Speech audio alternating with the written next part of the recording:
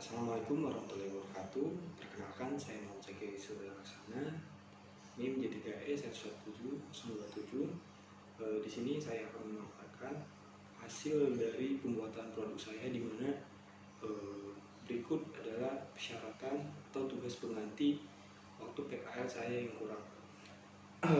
Yang pertama, produk yang saya buat kali ini yaitu puding pedas, di mana puding pedas adalah makanan atau cemilan yang memiliki rasa pedas dihasilkan dari senyawa rempah seperti jahe dan serai.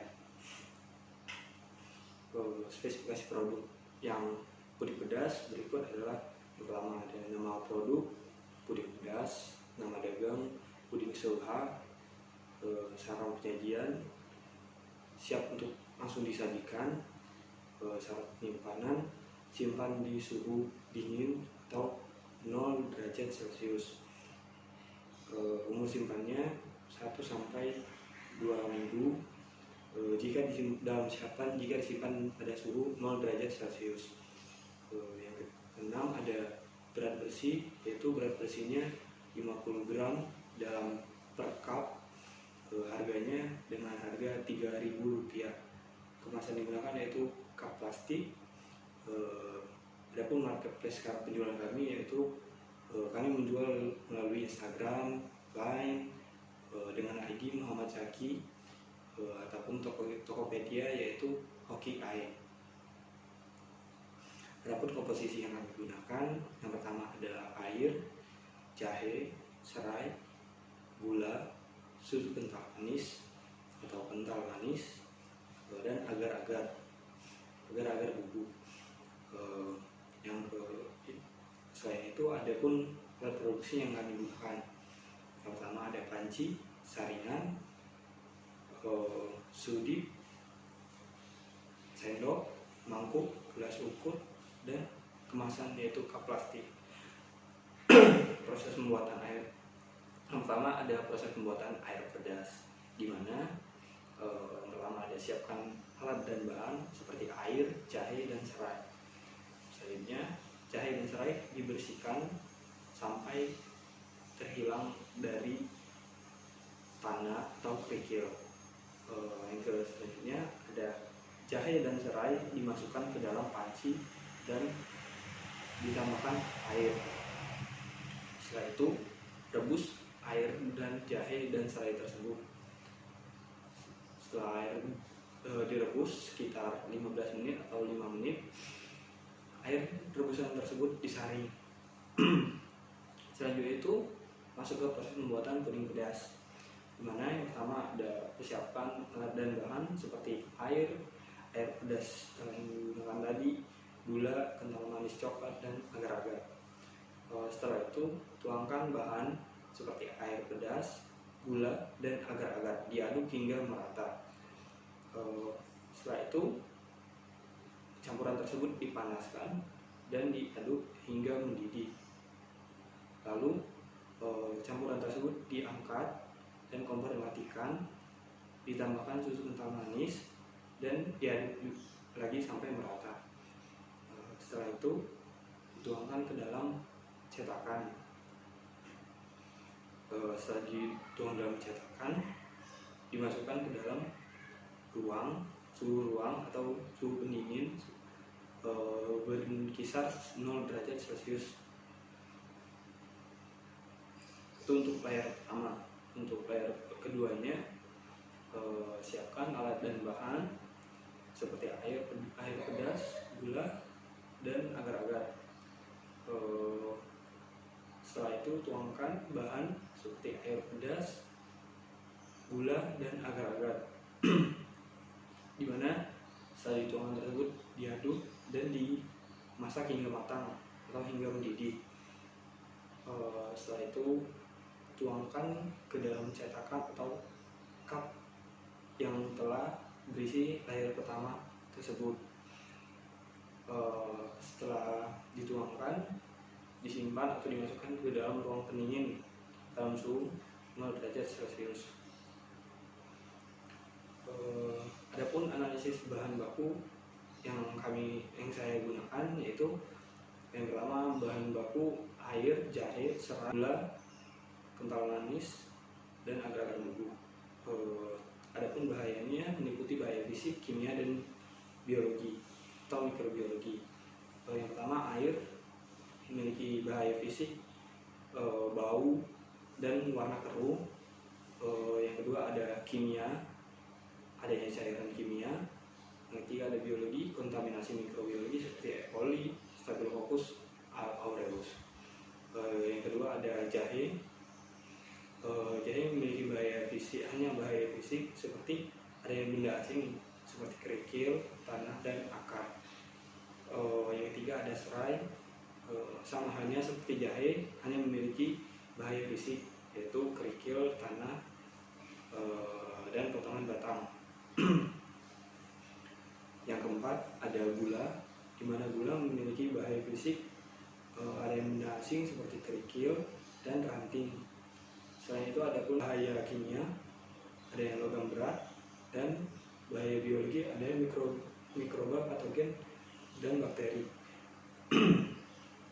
Pada kental manis hanya memiliki bahaya pada biologi seperti terkandungnya mikroorganisme.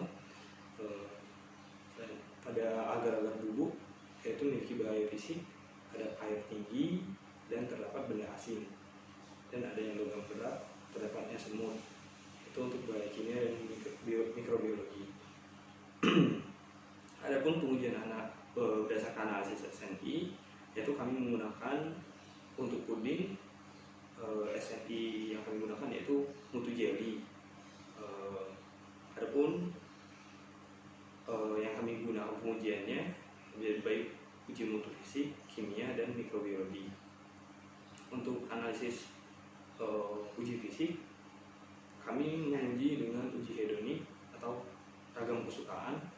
Setelah ada cara uji, sampel diuji, diambil 10 gram, disebarkan kepada 10 panelis dan diberi kode dan diberi penilaian oleh panelis, pengumpulan data dan pengolahan data, pengambilan keputusan. Adapun alat-alat yang digunakan mangkuk kecil, sendok, kertas format uji, pulpen, dan air minum grade. Untuk yang pertama, jenis parameter aroma didapat nilai sampel sebesar 0,01 kurang dari 0,05 dan dinyatakan aroma kedua ulangan tersebut berbeda nyata atau tidak sama. Hal ini disebabkan oleh panelis yang kurang handal atau rapi sehingga menghasilkan data yang kurang efektif. Oleh karena itu dapat disimpulkan bahwa kedua ulangan pada produk harus dilakukan oleh panelis yang ahli sehingga produk dapat disukai oleh banyak orang. Selanjutnya ada parameter rasa, memiliki nilai sig sampel sebesar 0,213, di mana lebih besar dari 0,05 sig alpha, dan dinyatakan kedua sampel tidak berbeda nyata atau sama. Hal ini disebabkan oleh tidak adanya perbedaan formulasi dan urutan proses produksi, sehingga hasil akhir pada kedua produk tetap menghasilkan rasa yang sama. Oleh karena itu tidak perlu dilakukan perbaikan mutu baik dari formulasi dan urutan proses produksi pada produk tersebut. Selanjutnya ada parameter tekstur. Parameter tekstur memiliki sig sampel sebesar 0,6442 dengan lebih besar dari sig alpha 0,05 dan dinyatakan kedua produk tidak berbeda nyata atau sama. Hal ini disebabkan oleh tidak adanya perbedaan formulasi dan urutan proses produksi sehingga tekstur yang dihasilkan pun sama. Oleh karena itu produk tersebut tidak diperlukan perbaikan mutu baik dari formulasi dan urutan proses produksi tersebut. Selanjutnya ada parameter warna. Berdasarkan hasil didapat nilai sig sampel yaitu sebesar 0,0000, di mana lebih kecil daripada sig alpha sebesar 0,05, dan dinyatakan bahwa produk berbeda nyata atau tidak sama. Hal ini disebabkan oleh suhu dan waktu pemasakan yang berbeda serta waktu penyimpanan ke dalam refrigerator yang berbeda atau ruang pendingin. sehingga hasil akhir pada produk tersebut memiliki warna yang gelap antara satu dan lainnya. Oleh karena itu, produk ini perlu dilakukan perbaikan mutu, yaitu pada suhu dan waktu pemasakan produk, di mana kedua produk harus mengalami perlakuan yang sama. Selanjutnya, baik parameter penampakan, di mana memiliki nilai sampel sebesar 0,832, di mana lebih besar daripada SIP alpha sebesar 0,05. Dinyatakan bahwa kedua produk tidak berbeda data atau sama. Hal ini disebabkan oleh tidak ada perbedaan formulasi dan urutan proses produksi, sehingga akhir kedua produk tetap menghasilkan penampakan yang sama. Oleh karena itu, tidak perlu dilakukan perbaikan mutu baik formulasi dan urutan proses produksi. Adapun produk yang kami hasilkan yakni, terima kasih atas waktu dan kesempatannya. Saya akhiri, wabillahi taufiq wal hidayah. Wassalamualaikum warahmatullahi wabarakatuh.